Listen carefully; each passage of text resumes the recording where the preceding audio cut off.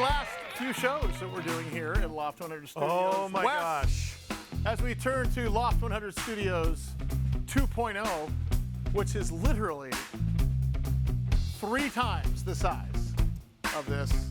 And we're very happy, Mike. We got a little place up in the club. Oh yeah. Oh, we got Mike Hess sponsoring our kegerator out front. We've got Templeton Rye and Company sponsoring the bar out front. Oh boy. And of course, there's bottle service and burrito service. Oh, perfect. There we go. Burrito service. Yeah, who wants bottle service? I want burrito service. Good to talk to you. We got a very stern warning from our friend Ben Ares from Rival yesterday, who of course does infrastructure and Bitcoin payment process, or I should say digital currency payment processing, saying that we are behind the curve as a country. And there are, let me tell you about what the problem, what he said though. So he talked about 20 countries getting together. Yes. To sort of amalgamate their own transactional currency to sort of usurp the US dollar as a global currency. The problem is this. China, being a member of that, manipulates their currency, always has and always will. It would not be trusted by any real first world country. Okay. Russia, the same way. Okay. Mexico, solid company, always had a problem with the peso. You're talking about a bunch of countries here that, yes, their numbers might be strong, but their reputation for fair business is not. Okay? Okay. And that's the problem here. I don't see that the US dollar is threatened in any way. Even if there's 20 countries getting together with transactional value higher, if you've got 20, how do I say this? How do I do this analogy without offending anybody? Garbage in, garbage out. Oh, okay. How about that? Okay? Sure. I mean, would you trust, the Chinese yuan has been manipulated for years because what happens when you have a devalued dollar, for example, if goods and services are cheaper in another country, why wouldn't you make your yuan cheaper so it's cheaper to do business with me than the US? They manipulate it all the time, and so does Russia. Russia is almost a banana republic in terms of how fragile their economy is. Yep. I don't care who these guys are. I mean, India is someone to fear. Okay, India has a huge footprint, and they are first world as far as I'm concerned, without much corruption. But there's so many members of this 20-country sort of brick that they talk about. Yes. That is nascently corrupt in their economic dealings over history. So keep my money in the bank in Iran or pull it out? Yeah, I would say that's good. What could go wrong? Yeah, Yeah, what could go wrong? I don't need vaccines. I'm only in Haiti once in my life. What do you mean? I'll be fine. I'm okay. I'm only going to spring break in Palm Springs once. I'll be fine. Right? Here to talk about that, my good friend Alon Goren. Alon, have you heard about this sort of amalgamation of other countries trying to get in the digital world a little faster than the U.S., thus making us on our back foot with regards to global currency? I mean, you're the guy to talk to. Alon Goren, of course, a good friend, Draper Goren Home. He's one of the founders, and he's been a member of this program for at least 10 years. So talk about that a little bit. Are you concerned? Yeah, I mean, I'm concerned. Look, innovation-wise, other countries are leapfrogging us because we're dropping the ball, and we're kind of we're worse than dropping the ball.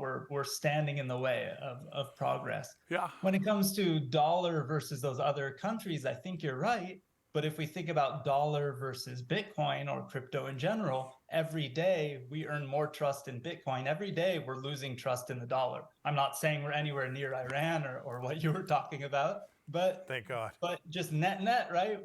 We're not trusting the dollar as much as we did yesterday, right?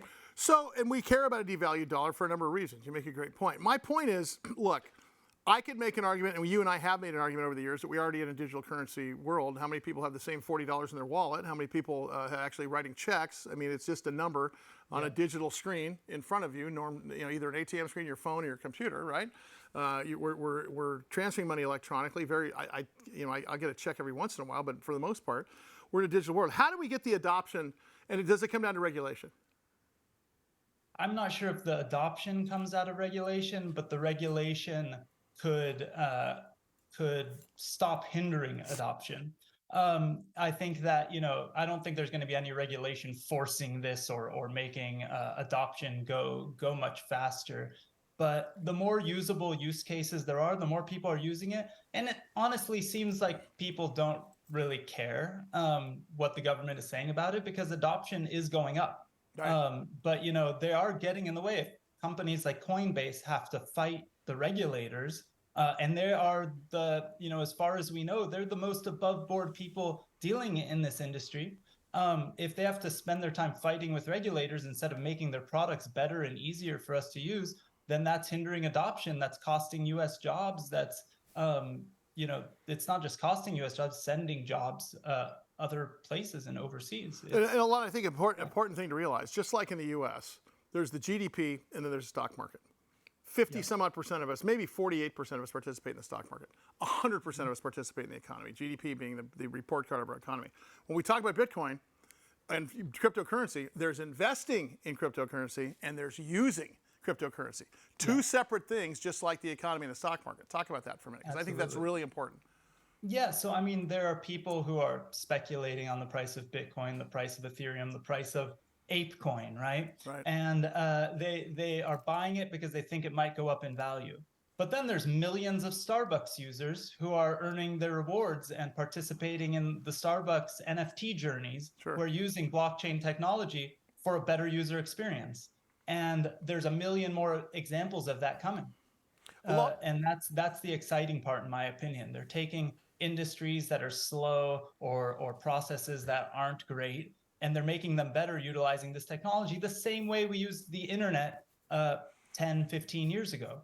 10 years ago, it still wasn't totally normal to watch a movie on the internet. True. Now, there's absolutely nothing in terms of media that we ingest that isn't coming over the internet. That's true. Alon, when you talk about regulators standing in the way, is it because they're just trying to figure out how to get the biggest pound of flesh out of it? Don't show your cards. So excuse me, let me just play some Twin Peaks music for the conspiracy theory. It's okay. When I first came on and mentioned crypto, I think you played sirens for me. Yes, that's exactly it. That's one of my favorite clips to post online. It was... But you know what? It's partly the pound of flesh, and it's, I think, more importantly than the pound of flesh to them is control. And whether you're on either side of the aisle, the largest donors, the largest stakeholders in most politicians' pockets or camps are the financial institutions. So it's funny how you kind of can see their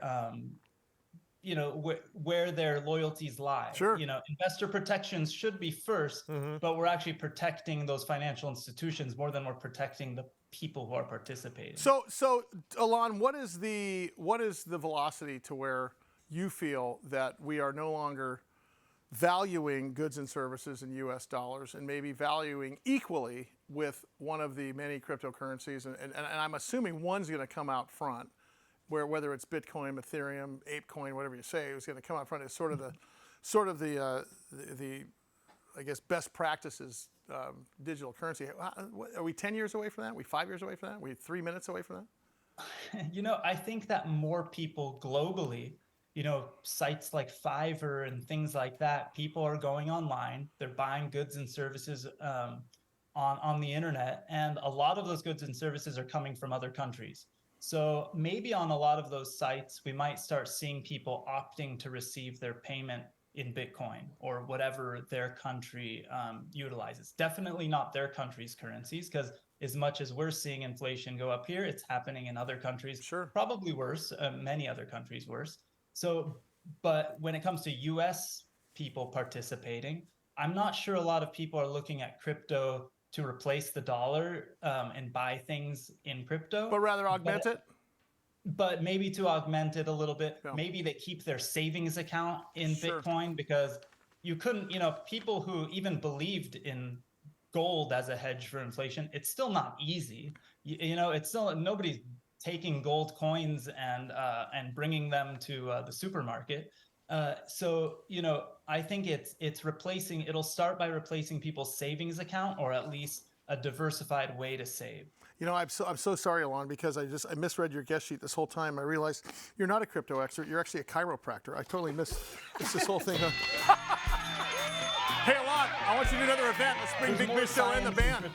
Let's bring Big Biz Show and the band to your next event, man. I can't wait for them to do another one. All right, brother. I want to have you come in our new studios, too. Alon Goren, one of our treasures here on Big Biz Show. Thank you, buddy. I appreciate it. Yeah, it says, I thought it was crypto the whole time. It said chiropractors. Hey, we'll talk to you about my back next time, I swear. Big Biz Show. BigBizShow.com. I don't ever want to see it again. Ever. And if you don't do it, you're fired.